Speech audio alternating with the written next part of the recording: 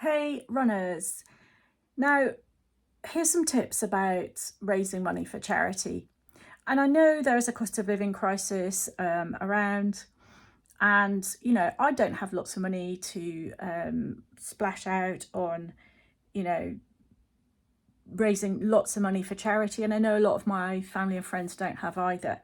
But I've found creative ways of raising money for charity in the past.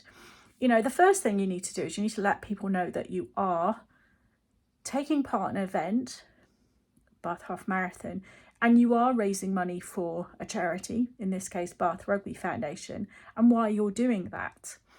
Now, the charity itself is an incredible charity that helps local children, and I know very many people have been helped personally by the charity, but that doesn't always resonate with people who you're asking to raise money for.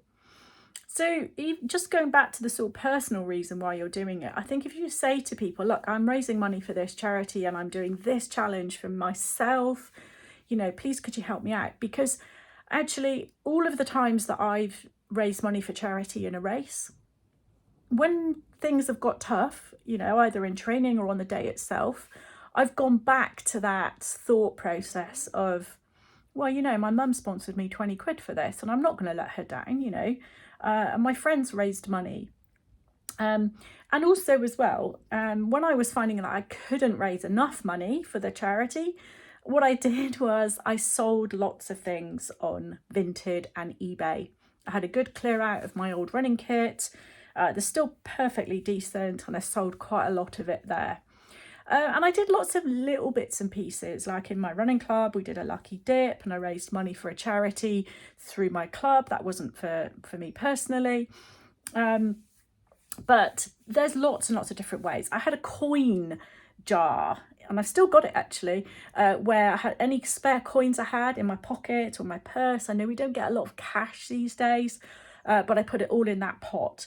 And then you take it to the supermarket or the bank and add it all up, and it all helps, the odd few quid here and there really does make a difference. So, like I say, if you're going to ask people to sponsor you, just use that personal aspect of why you're doing this.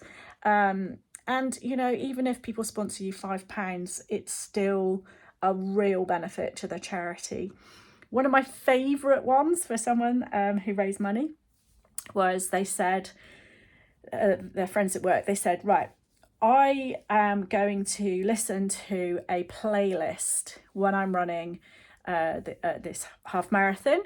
And if you'd like to suggest a song to put on that playlist, donate £5, suggest a song, and I promise I'll listen to it.